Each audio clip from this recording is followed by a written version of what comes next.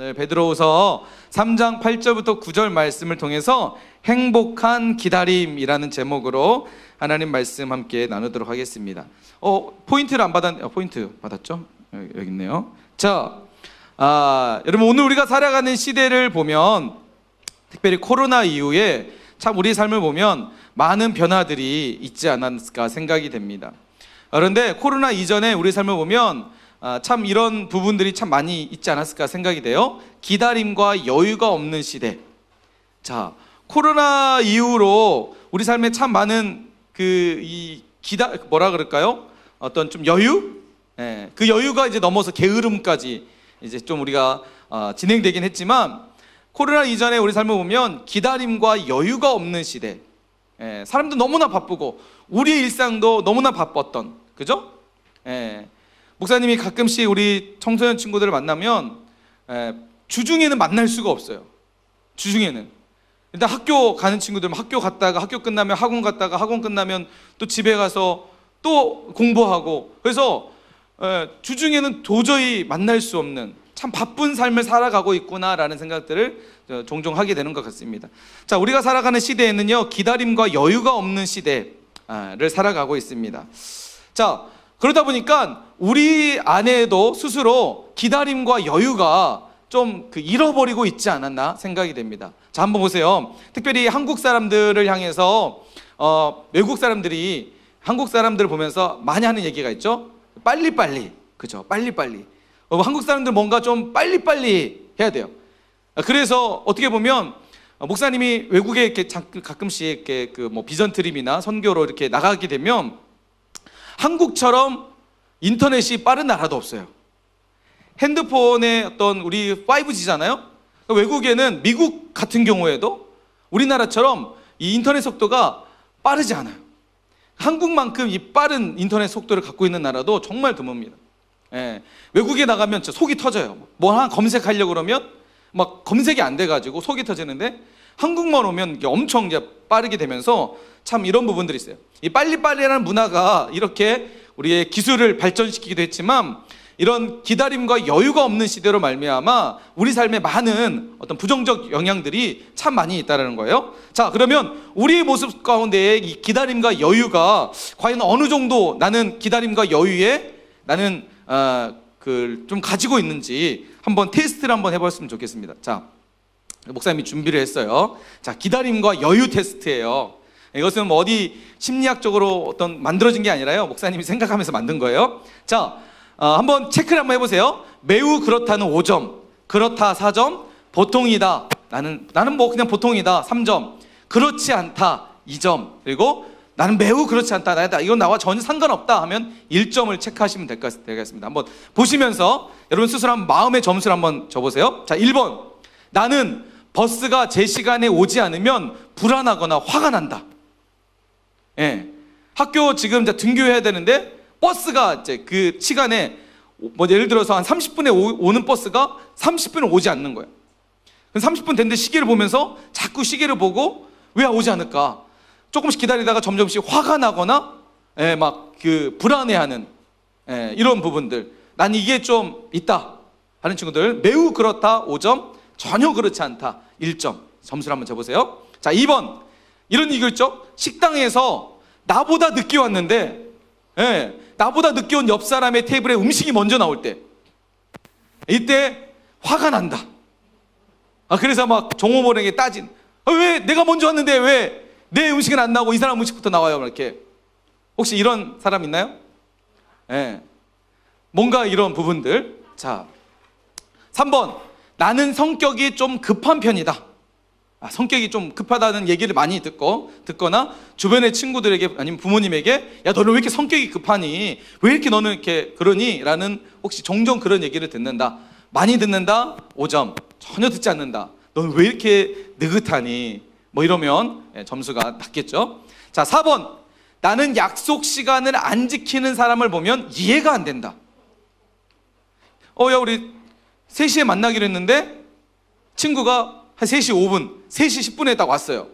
그 친구에게 막 먼저 보자마자 화를 내고, 우리가 지금 시간 3시에 만나기로 했는데 왜 지금 5분이나 늦었어? 10분에 했어? 난 도저히 너가 이해가 안 돼.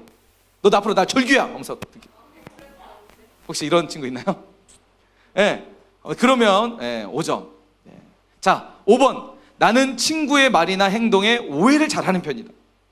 그러니까 친구 어떤 얘기를 했는데 그냥 그 얘기를 듣고 내 스스로 그냥 생각하지 않고 그냥 그 듣는 얘기, 내 감정대로 그냥 표현해버리는, 그래서 오해가 이렇게 자주 일어나는 그런 경우가 많다. 친구의 얘기를 곰곰이 생각하고, 그리고 친구가 한 행동에 대해서 곰곰이 생각하는 이런 부분보다는 즉흥적으로 그냥 반응하는 경우들. 자, 6번. 나는 우리 집 컴퓨터나 스마트폰이 느리다고 생각한다. 내가 가지고 있는 지금 핸드폰과 우리 집에 있는 컴퓨터가 나는 너무 느리다. 바꿨으면 좋겠다. 혹시 이런 생각을 한다. 자, 어느 정도 좀 점수를 적어봤나요? 최고 점수는 30점, 그죠? 최고 점수 30점 혹시 있나요? 30점? 난 30점인 것 같다. 역시 보통 한 25점에서 30점 정도는 이 기다림과 여유가 아예 없는 사람들, 너무 이렇게 막 그런 거에 이제 막 불안해하고 힘들어하는 사람들, 대부분 성향이겠죠? 그리고 한 20점부터 뭐 한 20점부터 한 25점까지는 어느 정도의 어떤 이런 기다림의 수준 자체가 조금 아직 마음의 여유가 없는 사람들의 특징 중 한 가지겠죠? 보통 한 15점에서 20점 사이는 한 보통 정도 수준, 그러니까 일반적인 사람들이 가지고 있는 보통 생각이지 않을까, 그죠? 여러분도 한 15점에서 한 20점 그 사이에 대부분 있지 않나요? 저는 한 10점 미만이다. 한번 손 들어보세요. 이야, 10점 미만 누구야? 이야, 두 명의 친구가 다 10점 미만이다. 이 친구들은 매우 여유롭고 기다림에 되게 좀 잘하는 친구들. 물론 이게 넘어가면 게을러가지고 학교에 9시까지 출근해야, 9시까지 등교해야 되는데 9시까지 등교해야 되는데 9시 막 정확하게 가는 친구들. 이 기다림과 여유보다는 게으름. 자, 왜 우리 사회는 이렇게 기다림과 여유에 인색할까? 기다릴 수 있고 좀 여유를 가질 수 있는데 우리의 삶을 보더라도 이 기다림과 여유에 좀 인색해요. 좀 이게 너무 힘들어요. 기다리는 게 너무나 힘들고 여유를 갖는 게 쉽지가 않아요. 왜 그럴까? 목사님 생각을 해보니까 아마도 이런 의미가 있을 거예요. 말하면 목사님 좀 전에 초대받은 것처럼 초고속, 우리는 지금 사회를 살아가고 있잖아요, 그죠? 초현실 사회, 그죠? 어떤 고속, 그다음에 초현대 사회, 기계나 어떤 문명이나 이런 기술이나 이런 것들이 매우 빠르게 발전하고 있는, 그렇죠? 스마트폰도 시작해가지고 인터넷, 그다음에 모든 어떤 전자기기. 요즘은 예전에는 아날로그 형식으로 내가 직접 가서 뭔가 해야 됐던 시대라면 지금은 그냥 있는 자리에서 버튼 하나만 누르면 자동적으로 다 해는. 그러니까 시대적으로 사람들이 요구하는 시대적 상황이 빨리, 더 빨리, 초고속, 그죠? LTE에서 그다음에 5G로 넘어가는, 자꾸만 속도를 빨리 높여야 사람들에는 먼저 뭔가 안정감, 그리고 그 사회 속에서 살아간다라는 뭔가의 느낌이 있기 때문에 사람들 안에 이런 빨리라는 의식 자체가 있다라는 거예요. 근데 이런 빨리의 의식이 우리 삶에 어떤 긍정적 기술 발전이라는 긍정적 요소를 주지만, 때로는 이 빨리가 기다림과 여유가 없는 것이 우리 삶에는 엄청난 마이너스적인 요소들을 갖게 한다는 것입니다. 자, 오늘 말씀을 통해서 우리가 왜 기다림, 왜 여유가 우리 삶에 왜 필요할까? 오늘 말씀을 통해서 한번 우리가 좀 깨닫는 시간들이 됐으면 좋겠습니다. 오늘 우리가 읽었던 베드로후서 3장 8절 말씀에 보니까 하나님의 성품이 이제 거기서 이야기되고 있습니다. 하나님은 어떤 분이시냐? 자, 하나님은 어떤 분이실까요? 오늘 읽었던 베드로후서 3장 8절 말씀에 보니까 하나님의 성품이 이렇게 표현되고 있습니다. 사랑하는 자들아, 주께는 하루가 1000년 같고 1000년이 하루 같다는 이 한 가지를 잊지 말라. 자, 하나님은요, 하루가 1000년같처럼, 1000년은 하루처럼 여기시는 분이래요. 하나님의 성품은요, 기다림이라는 성품을 갖고 계시는 분이에요. 자, 보세요. 하나님의 이 기다림의 성품이 우리 가운데 어떻게 적용이 되냐? 바로 9절 말씀에 보면 이렇게 말씀하십니다. 주의 약속은 어떤 이들이 더디다고 생각하는 것 같이 더딘 것이 아니라 오직 주께서는 너희를 대하여 뭐 하신다고요? 뭐 하신다고요? 오래 참으사. 하나님은 오래 참으시는 분이에요. 하나님은 오랫동안 기다리시는 분이에요. 하나님의 성품은 기다림에 대한 성품이 있으신 분이에요. 때로는 불처럼 하나님께 강력하게 하나님은 임하시기도 하시지만, 때로는 우리의 삶 가운데에 오랫도록 기다리신다는 거예요. 하나님은 왜 기다리실까요? 하나님이 기다리시는 이유가 뭘까요? 자, 오래 참으사 아무도 멸망하지 아니하고 다 회개하게 이르기를 원하시느니라. 우리가 하나님 앞에 회개하며 돌아오기를 원하신다는 사실입니다. 이게 바로 하나님의 기다림이에요.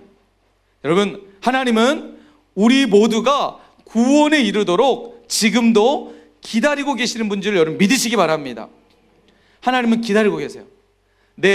우리 탕자의 이야기하죠. 요한복음 보면 탕자의 이야기가 등장합니다. 누가복음이죠.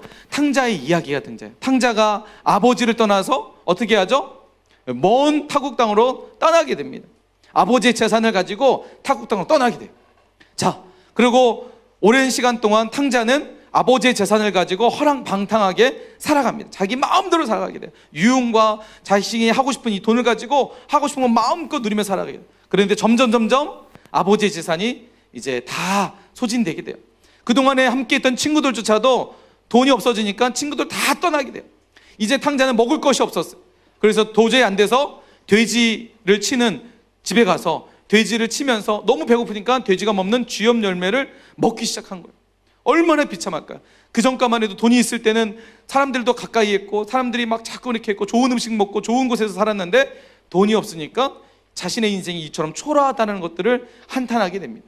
결국 탕자는 생각하기를 어떤 생각을 하죠? 아버지께로 돌아가자 라고 생각을 해요. 비록 내가 아버지께 큰 죄를 지어서 이제는 내가 아버지의 아들로 살아가는 것조차도 그렇게 감당할 수 없어서 아버지의 종으로, 아버지가 나를 혹시 받아준다면 나는 한 명의 품꾼으로 아버지 밑에서 지금보다는 나을 수 있겠다는 생각을 가지고 탕자는 염치를 불구하고 아버지께로 갑니다. 그리고 드디어 자신이 살았던 고향으로 돌아오게 돼요. 저 멀리서 집을 바라봤는데 글쎄 그 집에서 그 집 문 앞에 한 사람이 서 있는 거예요. 그리고 그 한 사람이 갑자기 자신을 보고 달려오기 시작하는 거예요. 점점 달려오는 모습을 보니까 그분이 다름이 아닌 자신의 아버지였다는 거예요. 아버지는 탕자를 끌어안고 펑펑 울면서 잘 왔다 내 아들아. 아버지는 감격과 함께 그 아들과 함께 그 아들에게 다시 한번 아들의 위치로 회복시켜 주시고 온 동네 사람들 불러서 잔치를 벌이게 됩니다. 여러분, 이게 바로 아버지의 마음이에요. 여러분, 탕자가 아버지를 떠날 때 아버지는 괘씸한 놈 나가 죽어 하고 그냥 문에 틀어박고 아버지는 그렇게 있었을까요?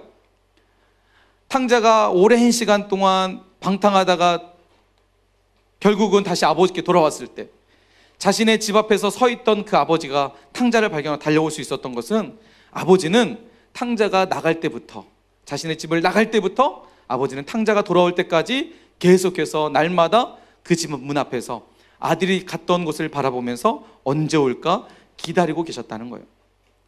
오늘 하나님의 마음이 바로 이 마음이라는 거예요. 우리를 향한 하나님의 마음은, 우리가 혹시 세상 가운데서 방탕하고 세상 가운데서 여전히 죄악 가운데 살고 있더라도 하나님은 우리가 다 회개하고 다시 우리 가운데 돌아오기를, 하나님께 돌아오기를 기다리고 계신 그분이 하나님이시라는 것입니다. 여러분, 만약 하나님께서 우리를 기다려주지 않는다면 어떻게 될까요? 하나님의 이 기다림이 없다면 우리는 벌써 우리의 죄악 때문에 심판을 받았어야 돼요. 성경에 보면 이렇게 말씀하세요. 로마서 6장 23절 말씀해 보니까 죄의 싹은 사망이에요. 여러분, 우리가 세상 가운데 수없이 짓는 죄악된 모습들, 그 죄의 결과는 사망이라는 거예요. 그 죄 때문에 우리는 죽어야 되는 존재예요. 머지않아서 죽는 존재가 아니라 죄를 질 때마다 죽어야 되는 존재예요. 그러면 우리는 지금 이 자리에 살아있는 사람이 과연 몇 명이나 있을까요? 그러나 우리가 지금 살아서 이 자리에 나와서 예배할 수 있는 것은 하나님이 참고 기다려 주신다는 거예요. 자, 요한복음 3장 36절 말씀에 보니까 이렇게 말씀하십니다. 아들을 믿는 자에게는 영생이 있대요.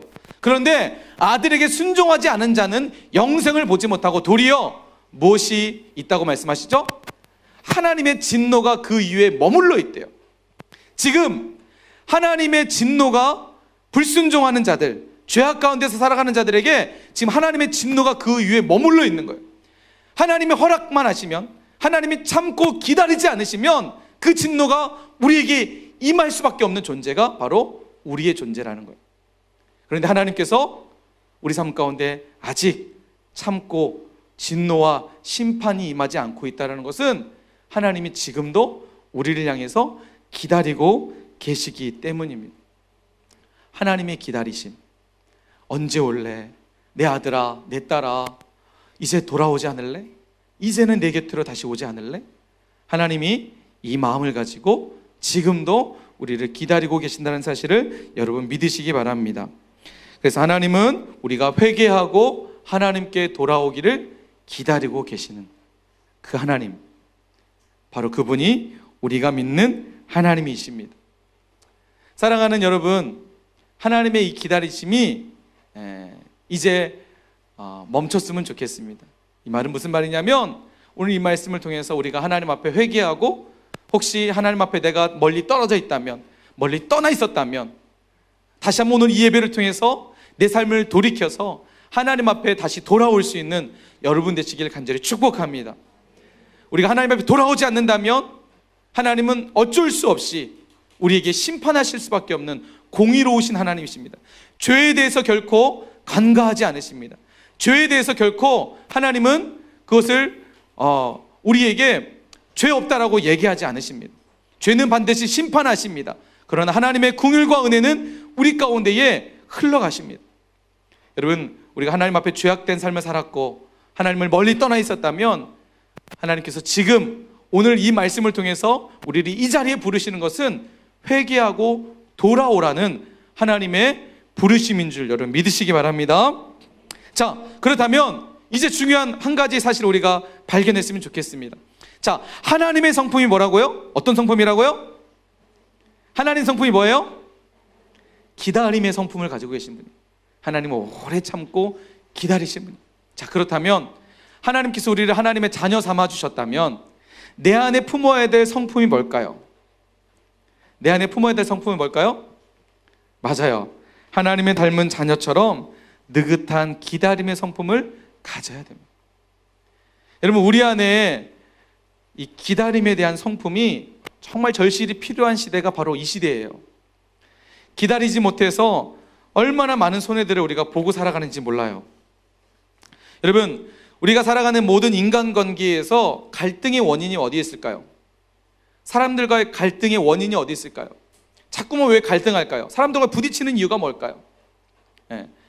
우리 친구들 사이에서 많이 갈등 일어나죠? 친구들과 싸우는 일 많죠? 왜 그럴까요? 왜 이런 일들이 우리 삶 가운데 있을까요? 뭐 때문일까요? 바로 기다림이 없기 때문이에요. 여유가 없기 때문이에요. 아주 사소한 일이지만 그 사소함에 내가 마음에 여유가 없으니까 그것을 기다려주지 못하니까 갈등이 일어나는 거예요. 반응하게 되는 거예요. 다툼이 일어나게 되는 거예요. 여러분, 우리뿐만 아니라 우리가 살아가는 모든 인간관계 속에서 기다림과 여유가 없음으로 말미암아 수많은 관계가 깨지는 경우들이 많이 있어요. 좀 더 기다려주고 좀 더 여유를 갖는 것들이 정말 필요한 시대입니다. 특별히 여러분, 우리가 갈등하는 원인 중에, 특별히 부모님과의 갈등의 원인 중에 여러분 그럴 때 많잖아요. 부모님이 막 잔소리하고 막 뭐라고 하실 때 정말 속상할 때 있잖아요. 이런 속상하면서 이런 마음이죠. 조금만 기다려주면 안 돼? 왜 엄마는 날 기다려주지 못하는 거야? 나 잘할 수 있어. 좀만 기다려주면 돼. 그런데 그거 참지 못하고 왜 나에게 이렇게 얘기하는 거야? 혹시 이런 스트레스, 또 이런 마음 때문에 상처받는 그런 경험 있지 않나요? 좀만 기다려주면 나 잘할 수 있을 것 같은데 지금은 내가 좀 마음도 힘들고 좀 여러 가지로 내가 참 그러지 못한 상황에서 나 하면 잘할 수 있는데 그때까지만 기다려주시면 안 될까? 이런 모습 때문에 혹시 우리 친구들 상처받을 때 있잖아요. 그죠? 자, 그런데 우리가 상대방에게는 그런 마음을 가지면서 정작 나는 상대방에 대해서 그런 마음을 갖지 못한다. 상대방은 나에게 좀 더 기다려주고 여유를 가져주길 원하지만 정작 나는 상대방에게 여유를 주지 못하고 기다려주지 못한다는 거예요. 여러분, 한 곤충학자가 실험을 했습니다. 곤충학자가 나비가 나비가 되는 과정에서 번데기잖아요. 번데기가 돼가지고 거기에서 이제 어떤 누에가 돼서 거기서 나비가 나오잖아요. 그래서 이 곤충학자가 이제 연구를 하면서 보게 된 거예요. 이제 번데기가 됐을 때, 누에가 됐을 때 막 이제 나비가 나오려고 몸부림하는 거예요. 몸부림 하고 있어요. 그러자 곤충학자가 한 번은 그 나비가 잘 나올 수 있도록 거기에 구멍을 딱 뚫어놨어요. 그랬더니 몸부림하다가 구멍 사이로 쫙 찢어진 거야. 나비가 딱 나오게 됐습니다. 어떻게 됐을까요? 나비가 날았을까요? 땅에 떨어져서 죽었을까요? 땅에 떨어져서 죽겠어요. 날지 못했어요. 왜 그랬을까요? 그죠? 여러분, 나비가 날개를 피고 이 근육을 만드는 과정이 바로 누이 속에서 자식이 밖으로 나오는 그런 과정이에요. 나올 때 계속해서 몸을 흔들면서 어떻게 해요? 나비의 날개에 근육이 생겨나는 과정이에요. 근데 그걸 기다리지 못하고 곤충학자가 딱 했을 때 그 나비는 날지 못하고 결국 땅에 떨어져서 죽게 되는 거예요. 기다려줬다면, 조금만 기다렸다면, 조금만 여유를 가졌다면 그 나비는 건강하게 자랄 수 있었을 거예요. 여러분, 우리가 살아간 삶 가운데에 사람들과 관계 속에서 사람들이 나에게 대해서 좀 더 기다려주고 여유를 가져주길 원하지만 정작 나는 다른 사람들에게 관대하지 못하는, 다른 사람에게 여유가 없고 기다려주지 못하는, 즉흥적으로 뭔가 일어나게 되는 이런 사회를 살아가고 있지 않나, 이런 내 모습이 있지 않나 생각이 됩니다. 목사님 가정 얘기를 좀 해볼게요. 목사님 딸 2명 있다 그랬잖아요. 딸에게 목사님이 이제 경제관을 심어주기 위해서 한 달에 용돈을 이렇게 줬어요. 용돈을 주면서 너 경제관을 좀 키워라. 용돈 기입장에 네가 얼마 아빠한테 용돈 받았고 얼마 썼고 이거 우리 친구들 다 했죠? 안 했어요? 지금도 혹시 하고 있는 사람 있을지 모르겠어요. 용돈 기입장에 용돈 얼마 받고 수입 얼마, 지출 얼마, 잔액 얼마, 이거 목사님 막 쓰게 했단 말이에요. 평소 때는 전혀 아빠의 어떤 관심이 없던 아이들이 이게 월 말만 되면 아빠에 대한 관심이 되게 커져요. 왜 그럴까요? 어저께 저녁에도 아빠 용돈 언제 줘? 돈 때만 되면 이 녀석들이 불을 켜고 기다려주지 못하고 아빠 마음속에 이 녀석들이 아빠의 마음을 좀 기다려주지. 이런 모습들. 아빠가 어련히 알아서 다 너희들을 가르칠까, 너희들에게 다 공급해줄까, 이런 마음이 있는데 아이들이 기다리지 못하고 아빠에게 또 탈다붙고 이런 마음이 들면 어떻게 할까요? 아빠가 주고 싶은 마음이 불끈불끈 일어날까요? 주기 싫은 마음이 불끈불끈 일어날까요? 평소 때는 아빠에게 전혀 관심이 없다가 돈만 있으면 아빠한테 관심이 있어서 달라고 하는 이런 아이들의 모습을 보면서 마음 한구석에 상처를 받았습니다. 이 자식들 내가 어떻게 키웠는데. 여러분, 우리가 살아가면서 참 이런 갈등들 요소들이 많아요. 사람들은 나에게 기다려주기 원하고 부모님은 나에게 좀 기다려주라고 얘기하면서 정작 나는 다른 사람에게 그런 기다림의 여유와 마음들을 과연 어느 정도 갖고 있는지 돌아봤으면 좋겠습니다. 여러분, 목사님이 참 좋아하는 하나의 슬로건이 있어요. 한 그 문장이 있는데 바로 이거예요. 가치의 가치라는 게 있어요. 참 좋은 단어죠? 가치의 가치. 뭘까요? 함께하는 거에 대한 가치가 있다는 거예요. 여러분, 우리는요, 하나님께서 이 땅을 살아가는 우리에게 이웃이라는 사람을 줬어요. 내 옆에 있는 친구라는 친구를 줬어요. 만약 이 친구들이 필요 없으면 하나님 나에게 주지 않았을 거예요. 나 혼자 살게 했을 거예요. 무인도에서 혼자 살게 하거나 아무도 없는 좀 밀림이나 숲 속에서 혼자 살도록 하셨을 거예요. 그런데 우리는 사회라는 공동체 속에서 하나님이 허락하시는 그 허락함 속에는 우리가 함께 더불어서 살아가는 관계의 형성 속에서 살아가도록 우리를 놓으셨다는 거예요. 왜 그러셨을까요? 왜 우리는 하나님이 같이 살도록 하셨을까요? 그 가치에 가치가 있기 때문이에요.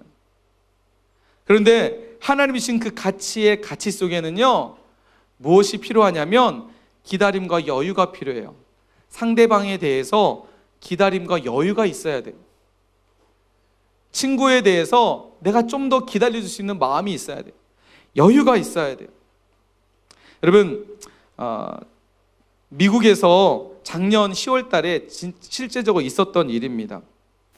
어떤 일이냐면 지금 흑인과 지금 미국 사회가 엄청난 지금 그 인종차별적 관계로 지금 엄청 시끄럽잖아요.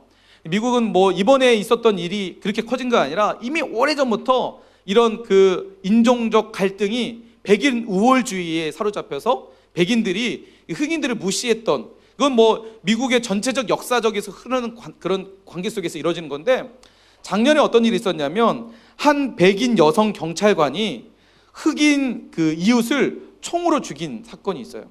근데 정말 어이없는 사건이 뭐냐면 이 백인 그 경찰 여성이 자신의 집이 3층인데 4층으로 자기의 집을 착각하고 4층에 올라간 거야.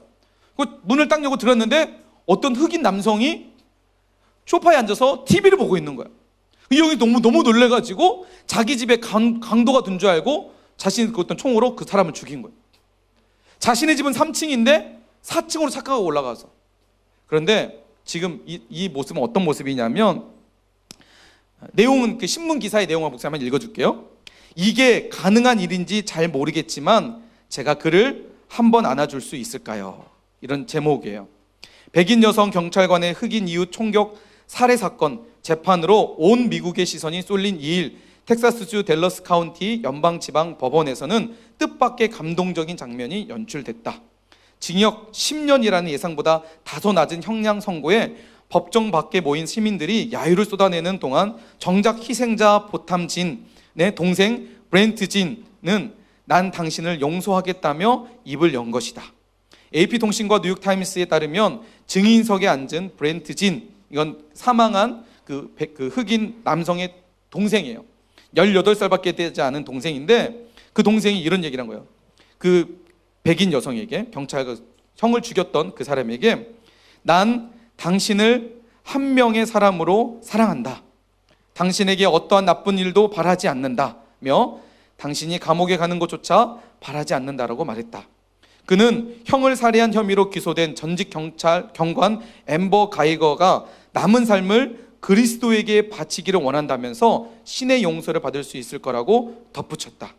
이어 가이거를 포옹해도 괜찮겠냐는 브렌트 진의 요청을 판사가 수락하자 울먹이던 가이거는 앞으로 걸어 나와 브렌트를 향해 손을 벌렸다. 두 사람은 증인석 앞에서 한참을 포옹하며 대화를 주고받고 그동안 가이거의 흐느낌이 법정을 가득 채웠다고 뉴욕타임스는 전했다. 자신의 형을 죽였던 어이없게 자신의 형을 죽였던 그 백인 경찰관 여성을 이 흑인 동생이 이 여성을 포옹하면서 당신을 용서한다라고 이야기하면서 미국 전역에 충격을 줬고 많은 갈등 속에 있던 미국 사회에 흔한 감동을 주는 하나의 사건이 되었습니다. 여러분, 우리 삶 가운데에 기다리지 못해서 여유가 없어서 수많은 갈등의 문제들은 조금만 기다리면, 조금만 기다려주면, 조금만 여유를 가지면 우리 삶에 풍성한 하나님의 그 기다림의 은혜를 함께 누릴 수 있는, 우리는 여전히 기다리지 못해서 여유가 없어서 수많은 사람들과 갈등하고 있는 우리의 모습들을 한번 돌아봤으면 좋겠습니다. 여러분, 기억합시다. 우리가 기억해야 될 중요한 오늘 말씀의 정리를 하면서 우리가 기억해야 될 중요한 이야기를 함께 나눴으면 좋겠습니다. 자, 조급함보다 뭐 해주자고요? 자, 목사님이 조급하기보다 하면 여러분이 노란색 글씨를 한번 읽어줬으면 좋겠습니다. 자, 조급하기보다, 분노하기보다, 미워하기보다. 자, 옆에 있는 친구에게 이렇게 마스크 쓴 상태에서, 마스크 벌리지 말고요, 이상하게 우리 기다려주자. 다시 한번 옆에 보면서 기다려주자. 여유를 갖자.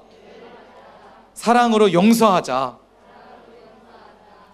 우리가 이 세 가지 사실, 예수님이 하나님이 가지셨던 나를 향한 하나님의 마음, 기다려주는 마음, 하나님이 기다려주지 않으면 우리는 심판을 받고 멸망받아야 되지만 하나님의 기다리심이 우리 가운데 있게 우리가 지금 이 삶을 누리고 있는 것처럼 내가 이웃에게도 그런 기다림과 여유를 가져줄 때 하나님이 주신 그 기다림의 은혜를 함께 누리게 될 줄 믿습니다. 여러분, 부모님에 대해서 좀 더 여유를 가지세요. 부모님에 대해서 좀 더 기다려주세요. 그리고 내 친구와 이웃에 대해서도 기다림과 여유를 가졌으면 좋겠습니다. 하나님의 그 마음, 내가 좀 더 기다려주지, 내가 좀 더 여유를 갖지. 그렇다면 어떤 사람이든 우리가 품지 못할 사람이 없는 줄 믿습니다. 그리스도인은 누구도 품을 수 있는 사람입니다. 어떤 사람이든 관용을 베풀 수 있는 사람이 바로 그리스도의 예수님의 제자입니다. 오늘도 하나님 우리를 그렇게 부르셨습니다. 분노하기보다, 미워하기보다, 즉흥적으로 반응하기보다 기다림과 여유의 성품을 가지고 세상을 변화시킬 수 있는 우리 모든 친구들 되시길 주님의 이름으로 간절히 축원합니다. 아멘.